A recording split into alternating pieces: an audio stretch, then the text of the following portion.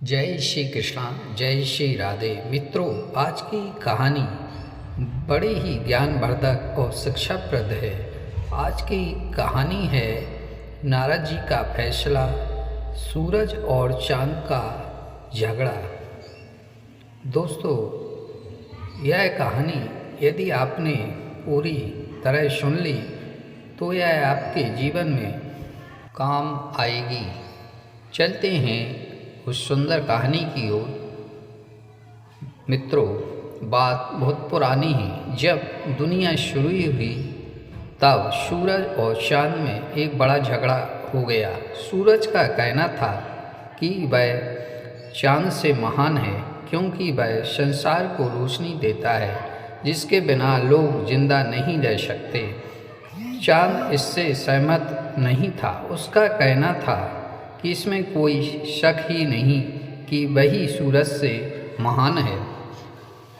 चांद ने कहा, तुम्हारी धूप छुपती है, तुम धरती को जलाते हो, परंतु मैं सुकोमल और सुंदर हूँ। मैं तुमसे महान हूँ क्योंकि मैं तुमसे अधिक लाभकारी हूँ। सूरज बोला, नहीं।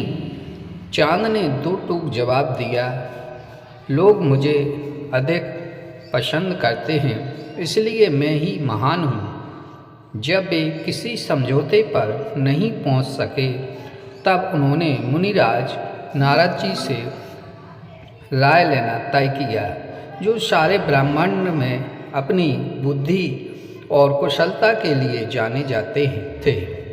वे उनके पास गए और अपनी अपनी बात रखते हुए उनसे फैसला करने के लिए कहा। सूरज दिन में बड़ा है और चांद रात में। बुद्धिमान नारद जी ने कहा। सूरज ने उनकी बात मान ली। उसने इसे सही फैसला समझा, परंतु चांद अपनी बात पर अड़ा रहा। यह फैसला तो ना इधर का है और ना उधर का। उसने नारद जी से कहा, हमें पक्का बताइए कि पूरे समय के लिए हम में से महान कौन है। मुझ पर दबाव मत डालो, अधिक जिद्दी होना ठीक नहीं। नारद जी ने सलाह दी, सच्चाई को जान लेना सबसे अच्छी बात है। चांद बोला, ठीक है। नारद जी ने उत्तर दिया, मैं दोनों की परीक्षा लूँगा। उन्होंने दोनों को एक दिन के लिए बारी बारी से छिप जाने के लिए कहा ताकि वे जान सकें कि दोनों में से कौन महान है। मैं देखना चाहता हूँ कि दुनिया में किसकी कमी अधिक महसूस की जाती है। चांद इस सुझाव से खुश हो गया। उसे विश्वास था कि लोग उसकी कमी अधिक महसूस करेंगे। उसने कहा कि पहले छिपने की बारी उसकी होगी। मित्रों, पूर्णिमा का दिन आया जब बहुत से लोग व्रत रखते हैं, वह पूजा करते हैं और शाम को व्रत तोड़ने से पहले चांद देखने की प्रतीक्षा करते हैं। इसी दिन चांद ने छिपना तय किया। उस दिन दुनिया को केवल सूरज की रोशनी मिली। जब अंधेरा हुआ, लोग अपने आंगन में आ गए और चांद निकलने की प्रतीक्षा करने लगे, परंतु उस रात चांद अदृश्य था।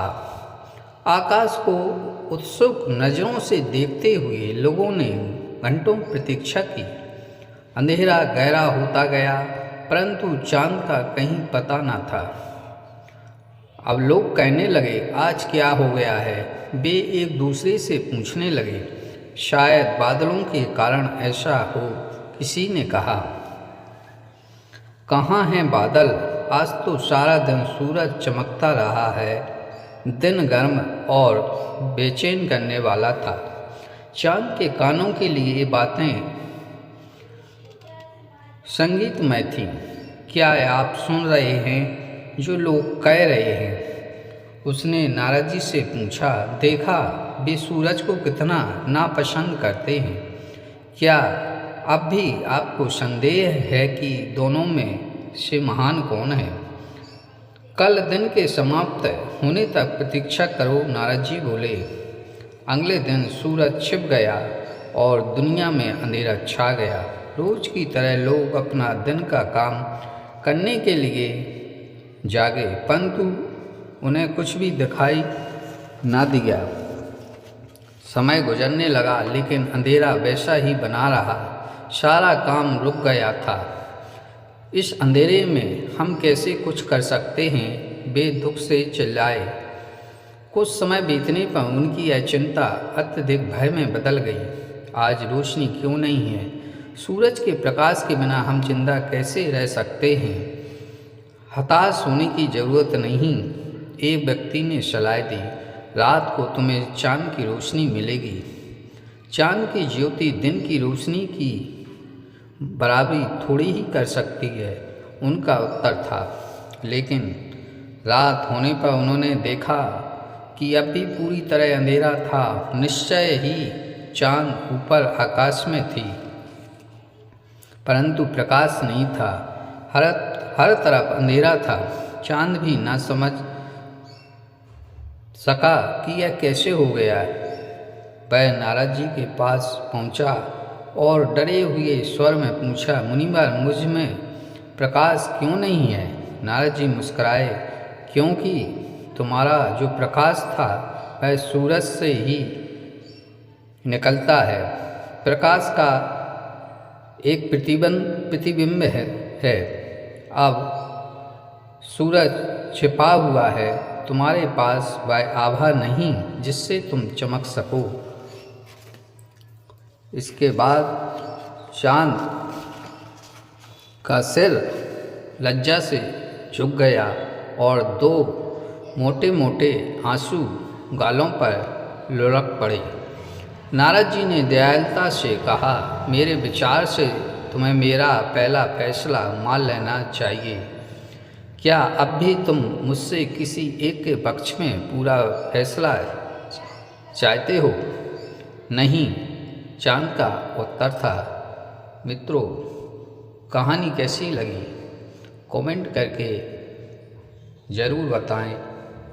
जय श्री राधे, जय श्री कृष्णा।